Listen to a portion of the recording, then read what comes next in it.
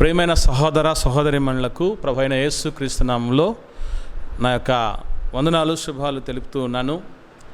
ఈరోజు జూలై 23 భారతదేశ వ్యాప్తంగా ఒక ప్రత్యేకత ఉంది ఈ దినానికి. అదే ఈరోజు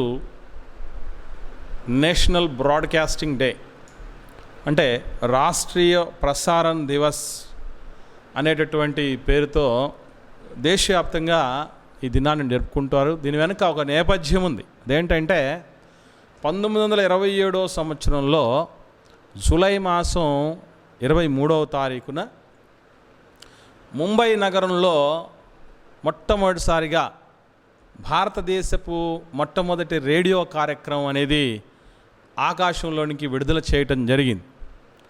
సో అది క్రమక్రమంగా రూపాలు మార్చుకుంటూ ఆల్ ఇండియా రేడియోగా రూపాంతరం చెంది ఉన్నది. AIR ఆల్ ఇండియా రేడియో అనేది. సో ఇందులో అనేక రకములైనటువంటి కార్యక్రమాలు ప్రసారం చేయటం అనేది జరుగుతూ ఉంటుంది. క్లాసికల్ పాటలు కావచ్చు, పౌరాణిక పాత్రలు కావచ్చు, నాటకాలు, కథలు, అలాగే జానపద పాటలు కావచ్చు, అలాగే మన దేశం యొక్క సంస్కృతి సాంప్రదాయాలు, మన దేశం ఆదర్శాలు, సమస్తమైనటువంటి విషయాలు, భిన్నత్వంలో ఏకత్వము, వీటన్నిటి గురించి ఈ ఆల్ ఇండియా రేడియో తరపున ప్రపంచానికి తెలియపరచడం అనేది జరుగుతూ ఉంటున్నది. సో ఈ యొక్క కార్యక్రమాలు మన భారతదేశంలో ఉన్నటువంటి ఈ ఆల్ ఇండియా రేడియో కార్యక్రమాలు పాతదే అయినప్పటికీ కూడా వన్నె తరగకుండా చాలా చోట్ల FM రేడియో అనని వినిపిస్తూనే తన గళాన్ని వినిపిస్తూ భారతదేశం యొక్క విలువలను, భారతదేశంలో ఉన్నటువంటి ప్రతి విధమైనటువంటి మెరుగైనటువంటి విషయాలను తెలియపరుస్తూ అదొక రకంగా ఒక అంబాసిడర్గా భారతదేశానికి ఉన్నది. అయితే ఈ విషయం మనకెందుకు అని ఒకవేళ క్రైస్తవ సోదరులు భావిస్తే, అలాగే అన్యులు ఎవరైనా ఉంటే అసలు వీళ్ళకెందుకు ఈ విషయం మీరు ఉంటే ఏ విధంగానైతే ఈ బ్రాడ్కాస్టింగ్ నేషనల్ బ్రాడ్కాస్టింగ్ డే సందర్భంగా ఈ ఆల్ ఇండియా రేడియోని పాతదే అయినా కూడా ప్రపంచం దానికి ఒక యానకంగా, అదొక వాహకంగా, అదొక సాధనంగా మన దేశంలో ఉన్నటువంటి స్థితిగతుల గురించి, పరిస్థితుల గురించి, గొప్పతనం గురించి తెలియపరచడానికి వాడబడుతూ ఉంటుంది అని అంటూ ఉన్నారో, ఈరోజు మనం అందరం తెలుసుకోవాల్సిన సత్యం ఏంటంటే దేవుడి యొక్క చట్టం ఈ భూమి మీద, లేకపోతే దేవుని యొక్క రాజ్యం ఈ భూమి మీద ఎంత గొప్పదో, ఎంత శ్రేష్టమైనదో, క్రీస్తు రాజ్యం అనేది, క్రీస్తు సంఘం అనేటటువంటిది ఎంత విలువ కలిగిందో, అలాగే ఆ దేవదేవుడు పంపినటువంటి వాక్యం ఏదైతే ఉందో అది అందరికంటే ముఖ్యంగా, అందరికంటే వేగంగా, అన్నిటికంటే వేగంగా వ్యాప్తి చెందాలి అన్నటువంటి మాట దేవుడు చెప్పటం జరిగింది పరిశుద్ధ గ్రంథంలో. ఎందుకు అలా చేయాలి? చాలామంది అలా వ్యాప్తి చేయటాన్ని ఎంతగా తప్పుపడుతూ ఉన్నారో మనకు అందరికీ తెలుసు. అసలు ఈ దేశంలో క్రైస్తవులు ప్రచారం చేయాల్సిన పని లేదు, దాన్ని మత ప్రచారం అని చెబుతూ ప్రతిదాన్ని మీరు మత ప్రచారంతో ముడిపెడతారు, మీకు ఎందుకు అంత పిచ్చి, పొద్దున్నే లేచింది మొదలుకొని కరపత్రిక పట్టుకొని వస్తారు, అలాగే మైకు పట్టుకొని తెగబడతారు, ఊర్లలో మైకులు పెడతారు, నిద్రపోనీవులు, రకరకాలు చెప్తూ ఉంటారు. వాస్తవముగా అసలు సువార్త ప్రచారం అనేది ఏ విధంగానైతే ఈ యొక్క ప్రచారం జరుగుతోందో, ఆల్ ఇండియా రేడియో ద్వారా దేశం యొక్క గొప్పతనం గురించి, విధి విధానాల గురించి, ఆదర్శాల గురించి చెప్పబడుతూ ఉంటున్నదో, దాన్నేమో ఒక రోజు ఏర్పాటు చేసుకొని బాగా అందరికీ పబ్లిక్ చేయొచ్చు, తీసుకువెళ్ళచ్చు. మరి దేవుడి మాటని లోకానికి చేస్తే వచ్చే నష్టం ఏంటంటారు? అసలు ఈ విధంగా మనం ఆలోచన చేస్తే అసలు ఎందుకు నష్టం అనుకుంటున్నారు? నిజంగా దేవుడి వాక్యము వ్యాప్తి చెందితే జరిగేటటువంటి, వచ్చేటటువంటి మేళ్ళేంటి, ప్రయోజనాలేంటి, లాభాలేంటి అన్నటువంటి విషయాలు మనం గమనించగలిగితే, యేసుక్రీస్తు ప్రభుల వారు ఈ భూమి మీద యాత్రా జీవితాన్ని విడిచిపెట్టి వెళ్తూ మీరు సర్వలోకానికి వెళ్ళండి, సర్వసృష్టికి సువార్తను ప్రకటించండి అని ఆయన శిష్యులకు, అపోస్తలులకు తెలియపరిచి వెళ్ళిపోయాడు. మంచిది. ఎందుకు వెళ్ళిపోయాడు? ఎందుకు అలా చేయమన్నాడు ప్రపంచవ్యాప్తంగా అంటే, అది వ్యాప్తి చెందటం వలన, సువార్త వ్యాప్తి చెందడం వలన, అనగా దేవుడి వాక్యం, సువార్త అంటే దేవుని వాక్యమే. ఈ దేవుని వాక్యము మనిషిని బాగు చేయటానికి దేవుడు పంపిన ఒకే ఒక సాధనము. 107వ కీర్తన 20వ వచనంలో ఈ మాట స్పష్టంగా రాయబడి ఉంటుంది. ఆయన తన వాక్కును పంపి వారిని బాగు చేసెను, ఆయన వారు పడిన గుంటలో నుండి లేవనెత్తను అనేటటువంటి మాట తెలియపరచడం జరుగుతుంది ప్రియులారా. కాబట్టి ఎందుకు వెళ్ళి లోకానికి చెప్పమన్నాడంటే, బాగులేని వారు ప్రపంచవ్యాప్తంగా ఉన్నారు. ఎవరికి ప్రతి మనిషికి ఈ భూమి మీద ఏవో కొన్ని మానసిక సమస్యలు, ఆత్మీయ సమస్యలు, అనేక రకాలైనటువంటి రుగ్మతలు, పాప ఆలోచనలు, కోరికలు, అదుపు తప్పినటువంటి మానసిక స్థితితో, గతి తప్పినటువంటి బ్రతుకులో ఎన్నో రకాలుగా ఏవో రకాలైనటువంటి సమస్యలతో ఈ ప్రపంచం సతమతమైంది. కాబట్టి బాగులేనటువంటి ప్రపంచాన్ని బాగు చేయటానికి దేవుడు తన వాక్కును పంపాడు. ఆ వాక్కు అన్ని చోట్లకు ఎందుకు వెళ్ళాలని ప్రభు చెప్పాడంటే, అన్ని చోట్లకు వెళితే అన్ని చోట్ల బాగుపడతారు ప్రజలు. ఈ సువార్త వ్యాపకం వలన దీన్ని విని అంగీకరించి సువార్తను రక్షణలోకి రావటం వలన ఏదో అర్థం కాక, లేదంటే ఏవో కొన్ని ఆకర్షణలకు, తాయిలాలకు, డబ్బుకో లొంగిపోయి అమ్ముడుపోయి ఈ విశ్వాసాన్ని వదిలిపెట్టిపోయిన వాళ్ళు ఉండొచ్చేమో, కానీ వాస్తవంగా దీన్ని ఆస్వాదిస్తే, అనుభవిస్తే, తెలుసుకుంటే, రుచి చూస్తే ఎంత అద్భుతమైనది అంటే, ఒకసారి కొన్ని పరిశుద్ధ గ్రంథంలోని అద్భుతమైనటువంటి మాటలను మనం పరిశీలన చేద్దాం ప్రియులారా. దేవుడి మాటలు అనేకులకు చేరువ కావటం వలన ఎంత మేలు అవుతుందో, అసలు దేవుడి మాటల్లో ఏం విలువైనటువంటి విషయాలు తెలియపరిచారంటే, బాప్తిస్మ ఇచ్చే యోహాను గారు బాప్తిస్మ ఇచ్చే సమయంలో చాలామంది ఆయన దగ్గరికి రావటం జరిగింది. ఆనాటి యూద సమాజమైనా, ఈనాడు ప్రపంచవ్యాప్తంగా ఉన్న ఏ సమాజంలోనైనా సరే అసమానతలు అనేటివి ఉన్నాయి. స్వార్థం అనేది ఉండిపోయింది. దోపిడీ చేయటం అనేది, ఇతరులను పట్టించుకోకపోవటం అనేది, తమలాగా ఇతరులను ప్రేమించలేకపోవటం అనేది ఉండేది. అటువంటి సమాజంలో వాళ్ళు వచ్చి ఆయన సువార్త ప్రకటిస్తూ ఉంటే బాప్తిస్మ ఇచ్చే యోహాను గారు చాలామంది వచ్చి మేమేం చేయమంటారు అని అడగడం జరుగుతుంది.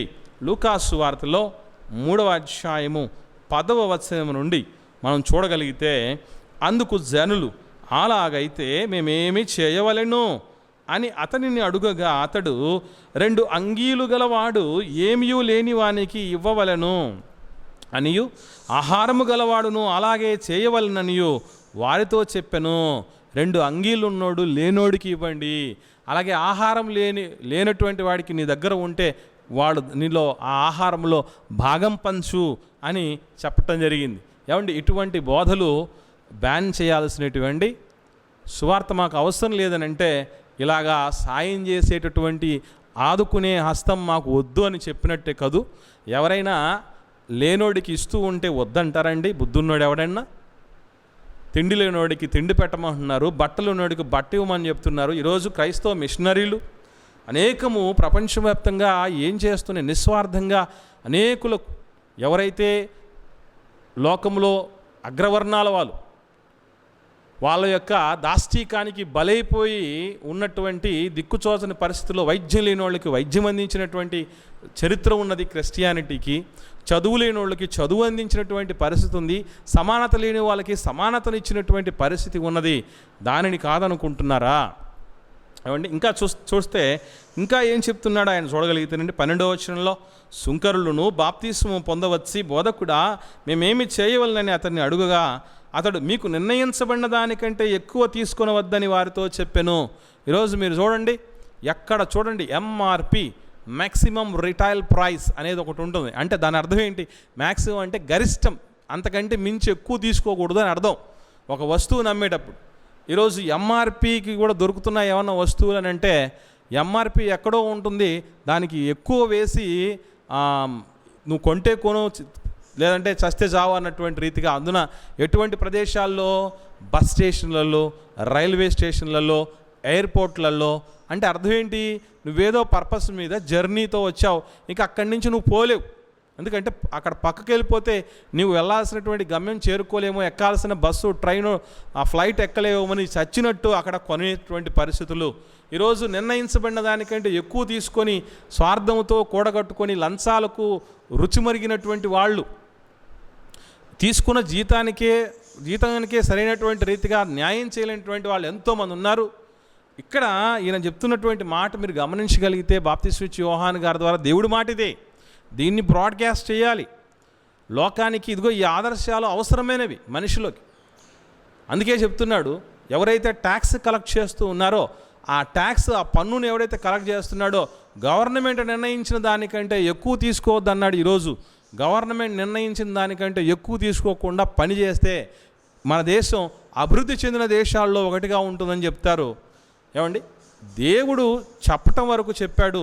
దేవుడు మనిషికి ఒక ఫ్రీడమ్ ఇచ్చాడండి, ఒక స్వేచ్ఛ ఇచ్చాడు. నువ్వు చేస్తావా చేయవా తర్వాత సంగతి, ఆ తర్వాత దేవుడు లెక్కడికి రోజు వస్తుంది. కానీ ఆయన మాత్రం ఇవన్నీ కూడా ఆదర్శాలను ఎంత చక్కగా సమాజంలో నేర్పిస్తూ వస్తున్నాడు అనేది ఆలోచన చేయాలి. 2 అంగీలు ఉన్నవాడు లేనోడికి ఇవ్వమని చెప్పాడు. అలాగే భోజనం విషయంలో కూడా అలాగే చేయమన్నాడు. అలాగే నిర్ణయించబడిన దానికంటే సుంకర్లు ఎక్కువ తీసుకోవద్దని మాట్లాడడం జరిగింది. అలాగే ఇంకా మనం ఆలోచించగలిగితే 14వ వచనంలో సైనికులను మేమేమి చేయవలనని అతన్ని అడిగిరి. అందుకు అతడు, ఎవరిని బాధ పెట్టకయు, ఎవని మీదను అపనింద వేయకయు, మీ జీతములతో తృప్తి పొంది ఉండుడి అని వారితో చెప్పాను. సైనికులు అంటే పోలీస్ డిపార్ట్మెంట్కి సంబంధించినటువంటి వాళ్ళండి వీళ్ళంతా. ఏమంటే సివిల్ పోలీసులు ఈరోజు సమాజంలో వాళ్ళ మీద అసలు ఒక గుడ్ విల్ అనేది ఉందా లేదనేది మీకు తెలుసు. ఏమండి, ఎవరిని బాధ పెట్టద్దు అంటే ఖచ్చితంగా వాళ్ళు చేసే పనే బాధ పెట్టడం, ఎవరి మీద అపనింద వేయటం, ఖచ్చితంగా దొంగ దొరకలేదంటే ఎవడైనా అమాయకుడు ఉంటే వాడి మీద కేసు బనాయించి ఇదే పని చేస్తారు. అలాగే జీతాలతో తృప్తి పొందేవాడు ఎంతమంది అండి, ఎంతమంది బల్ల కింద చేయబెట్టే మామూళ్ళు, పోలీస్ మామూళ్ళు అనే పేరే వచ్చేసింది దానికి. సో ఇట్లాంటి పరిస్థితుల్లో చెయ్యకండి అని ఒక చక్కటి స్వచ్ఛమైన సమాజాన్ని, స్వార్థరహిత సమాజాన్ని, ఇతరుల కోసం సాయపడే సమాజాన్ని దేవుడు స్థాపించమని అనాదిగా తన పిల్లల ద్వారా లోకానికి తెలియపరుస్తున్నాడు. ఇటువంటివి కదండి బ్రాడ్కాస్ట్ చేయాల్సింది.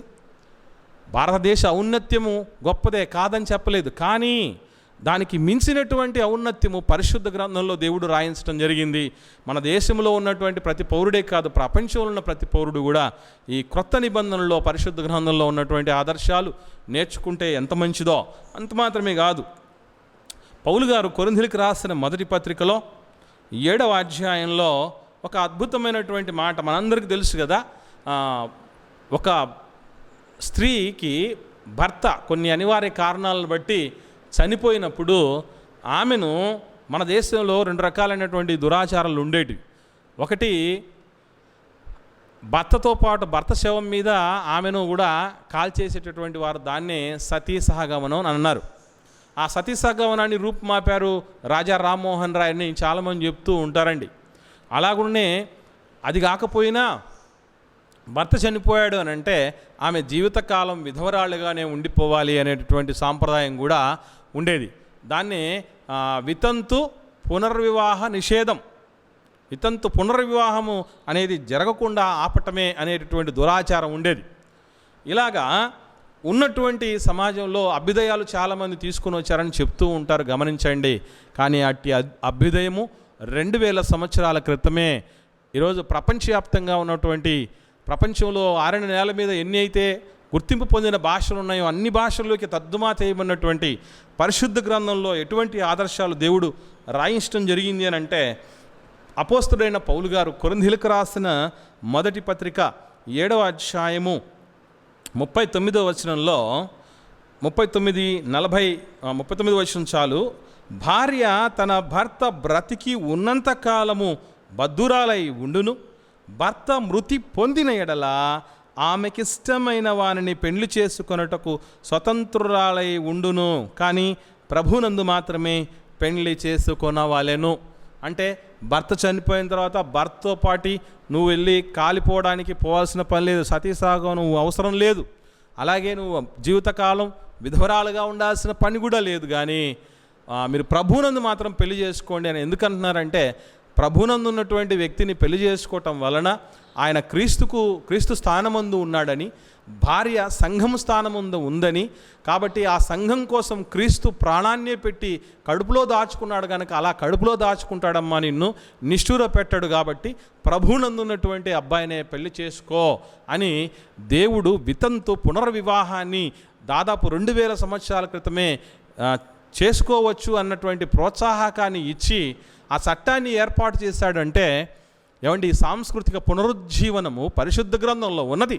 అటువంటి సాంస్కృతిక పునరుజ్జీవనం మరుగున పడడం వల్లనే చాలా కాలం వరకు చాలామంది దురాచారాల్లో మునిగిపోవటం జరిగింది ప్రియులరా. కాబట్టి ఇటువంటి విషయాలను బ్రాడ్కాస్ట్ చేయాలి కదా మనం, ఇటువంటి కదా ప్రచారం చేయాల్సిందే. ఇంకను కొన్ని దురాచారాలు, కొన్ని భయంకరమైనటువంటి అలవాట్లు మానవ సమాజంలో ఉన్న వాటిని కూడా సువార్త ప్రచారం, దేవుడి వాక్యం ఏం చేసిందో ఒక్కసారి చూడగలిగితే మనం అపోస్తలుల కార్యములు 19వ అధ్యాయం, అపోస్తలుల కార్యములు 19వ అధ్యాయం 18, 19, 20 వచనాలను మనం గమనించగలిగితే, విశ్వసించిన వారు అనేకులు వచ్చి తాము చేసిన వాటిని తెలియజేసి ఒప్పుకొనిరి. మరియు మాంత్రిక విద్య అభ్యసించిన వారు అనేకులు తమ పుస్తకములు తెచ్చి అందరి ఎదుట వాటిని కాల్చివేసిరి. వారు లెక్క చూడగా వాటి వెల 50,000 వెండి రూకలాయను. 2000 సంవత్సరాల క్రితమే 50,000 వెండి రూకలంత వెల పోశారు. అంటే ఆ పనికి మాలినటువంటి మనుషుల్ని బెదిరించి, మోసం చేసి, అన్యాయం చేసి, మనిషి బలహీనతలు సొమ్ము చేసుకుంటూ మాంత్రిక విద్యను కూడా అభ్యసించారటండి బాబు. అదేమైనా మనిషి మేలు చేసేటటువంటి విద్య అది ఏమైనా చెప్పండి? మాంత్రిక విద్యలు అభ్యసించిన వారిని, ఇట్లాంటి వాళ్ళందరినీ ఎంతమందిని మనం చూస్తూ ఉంటాం. ఏమంటే మాంత్రికులను ఎవరు మార్చగలుగుతుందండి? ఈరోజు ప్రపంచం అధునాతన టెక్నాలజీ మార్చగలుగుతుందా? లేదా మన దేశంలో కానీ ప్రపంచ దేశాల్లో ఏ కల్చర్ అయినా మార్చగలుగుతుందా? మార్చగలగాలి అంటే వాళ్ళ మదిలోకి చేరాల్సింది దేవుడి మాట ప్రియులరా. ఎందుకంటే అది వెళ్తే పనిచేస్తుంది. ఎలాగైతే దేహంలో ఉన్నటువంటి రోగం పోవాలంటే ఒక టాబ్లెటో, ఒక ఇంజెక్షనో, మనం ఒక సిరప్పో ఎలాగైతే వేస్తామో అటువంటి మందు, మంచిగా మార్చే మందు, మనిషిగా మార్చే మందు, మహాత్ముడిగా మార్చే మందు దేవుడి మాట అనే మందు. అందుకే 20వ వచనంలో ఇంత ప్రభావముతో ప్రభువాక్యము ప్రబలమై వ్యాపించుచుండెను అని చెప్పడం జరిగింది. కాబట్టి దేవుడి వాక్యము ప్రబలమే వ్యాపించాల్సింది. అది బ్రాడ్కాస్ట్ అవ్వాలి, not only all over India but also all over the world. ప్రపంచవ్యాప్తంగా ఇది ప్రాపగేట్ అవ్వాల్సినటువంటి సత్యం ప్రియులారా. కాబట్టి దేవుడి ఈరోజు మనం బ్రాడ్కాస్టింగ్ చేసుకోగలగాలి, మన ఇండియన్ కల్చర్ని ప్రమోట్ చేసుకోగలగాలి అని అంటున్నాం. మంచిదే, కాదనలేదు. కానీ అట్ ద సేమ్ టైం అన్నిటికంటే మేలుకరమైనటువంటి, మెరుగైనటువంటి, దీవెనకరమైన, ఆశీర్వాదకరమైన, సమానత్వాన్ని స్థాపించే, మానవత్వాన్ని మేలుకొల్పేటటువంటి బైబిల్ యొక్క సువార్తని అడ్డుకోవటం ఏమిటి అసలు? ఇది ఏం డ్యామేజ్ చేస్తుంది అనుకుంటున్నారా అసలు? ఏమంటే ఆలోచన చేయండి పిల్లారా. యేసు ప్రభు కూడా ఒక మంచి మాట చెప్పారు. అంత అద్భుతమైనటువంటి మాట ఆయన మాట్లాడడం జరిగింది అని అంటే, మత్తయి సువార్తలో యేసుక్రీస్తు ప్రభుల వారు మాట్లాడినటువంటి ఒక చక్కటి మాట. మత్తయి సువార్త 5వ అధ్యాయము 27, 28 వచనాలు మనం గమనించగలిగితే, వ్యభిచారము చేయవద్దని చెప్పబడిన మాట మీరు విన్నారు కదా. వాస్తవంగా బైబిల్ గ్రంథంలోనే గట్టిగా వ్యభిచారాన్ని ఖండించడం జరిగింది దేవుడు.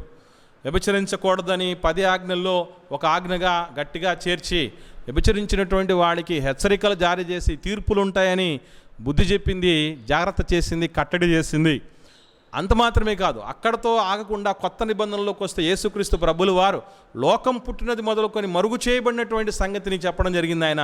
అదే ఏమని అంటే 28వ వచనం, నేను మీతో చెప్పున్నదేమనగా, ఒక స్త్రీని మోహపు చూపుతో చూచు ప్రతివాడు అప్పుడే తన హృదయమందు ఆమెతో వ్యభిచారము చేసిన వాడగును అని చెప్తూ ఉన్నాడు. చూడండి, అంటే మనిషి ఒక తప్పు చేయాలన్నా, ఒక ఒప్పు చేయాలన్నా ముందుగా అంకురార్పణ ఎక్కడ జరుగుతుంది అనుకుంటున్నారు పిల్లరా? ఒకడు తాను చేసేటటువంటి దాన్ని హృదయంలో యోచించుకుంటాడు అంటాడు. సామెతల గ్రంథం 16వ అధ్యాయము 9వ వచనంలో, ఒకడు తాను చేయబోవునది హృదయంలో యోచించుకొనును అని మాట్లాడుతున్నాడు. అంటే మంచి అయినా చెడైనా మొట్టమొదటిసారిగా మొలకెత్తేది ఎక్కడ అంటే మనిషి హృదయంలో. కాబట్టి అది హృదయంలోనే అది మొలకగా ఉన్నప్పుడు నువ్వు తుంచేయాలి.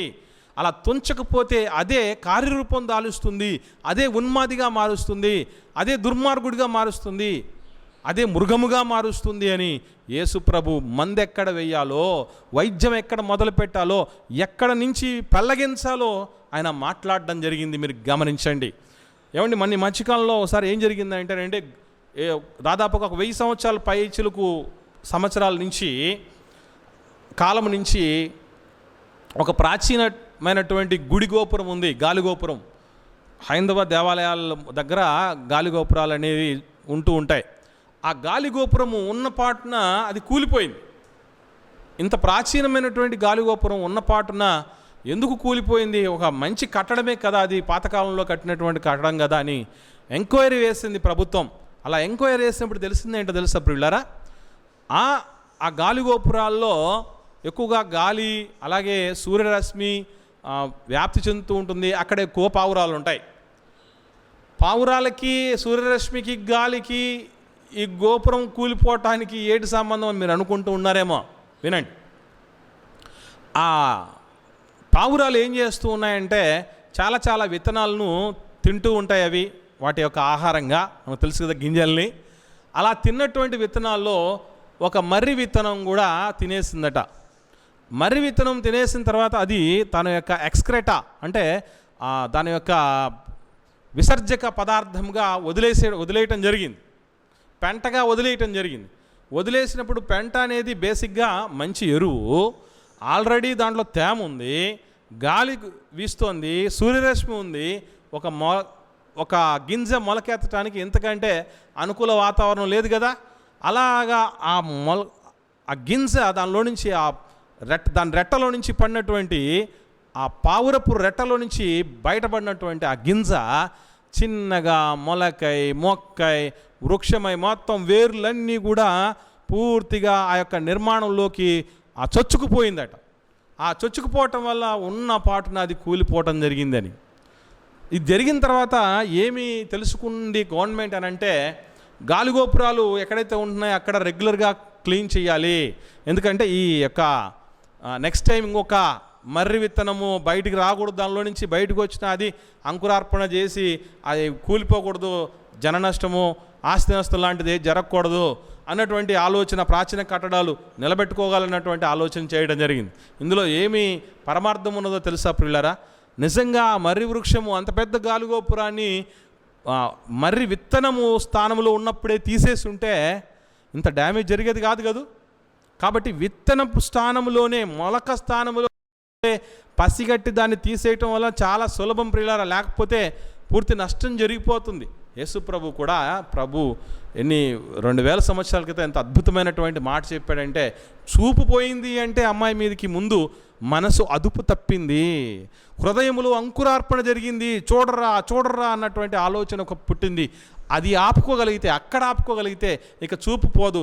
చూపు ఆపుకోగలిగితే ఆ తర్వాత మీదికి వెళ్ళటం కానీ, ఆ వ్యభిచారం చేయటం కానీ, ఆ రేప్ చేయటం కానీ ఇటువంటి ఏది జరగదు.